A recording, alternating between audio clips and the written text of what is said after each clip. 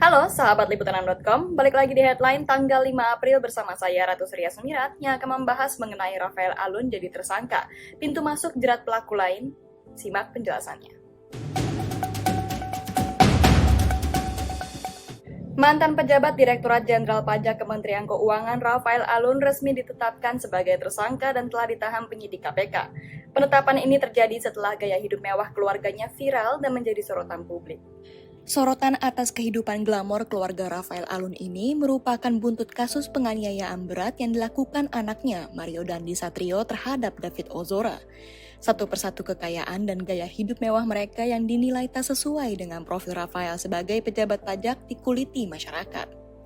KPK kemudian turun tangan menyelidiki kepemilikan harta fantastis Rafael Alun dan mengklarifikasinya dengan LHKPN.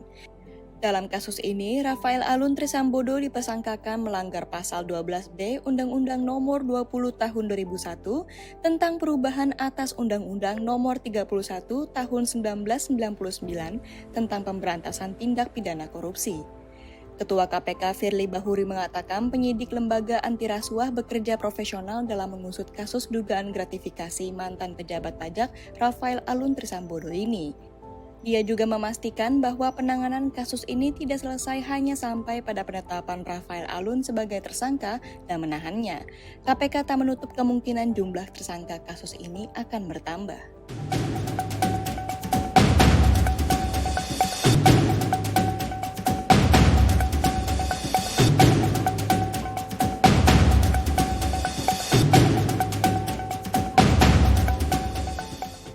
Pakar Hukum Perbankan dan TPPU Yunus Hussein mengatakan KPK bisa menjadikan penetapan tersangka Rafael Alun ini sebagai pintu masuk untuk menjerat pihak-pihak lain yang memainkan pajak.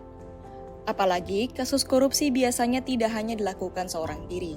Dalam kasus gratifikasi dan suap tentu ada pihak pemberi dan penerima. Begitu juga upaya penyamaran hasil kejahatan berupa pencucian uang atau money laundering, hampir mustahil dikerjakan sendiri.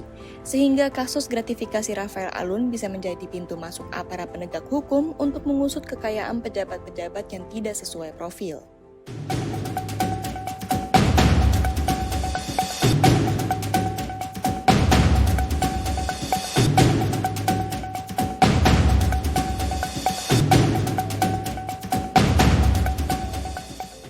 Rafael Alun Trisambodo pun buka suara setelah ditetapkan KPK sebagai tersangka.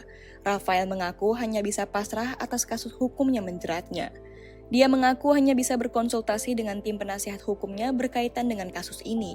Dia juga hanya bisa pasrah usai kediamannya digeledah KPK pada Senin 27 Maret 2023. Apalagi uang tunai 45 juta rupiah yang tersisa turut disita KPK. Padahal uang tersebut untuk jatah belanja bulanan dan THR beberapa karyawannya. Rafael pun mengaku tak memiliki apa-apa lagi. Seluruh rekeningnya dan juga milik istrinya sudah diblokir.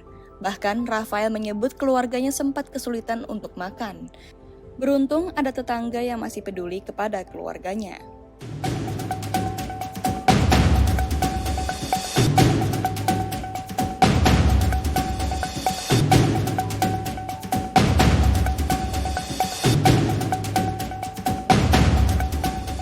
Sekian headline liputan6.com hari ini dan saya Ratu Surya Sumirat pamit undur diri. Sampai jumpa.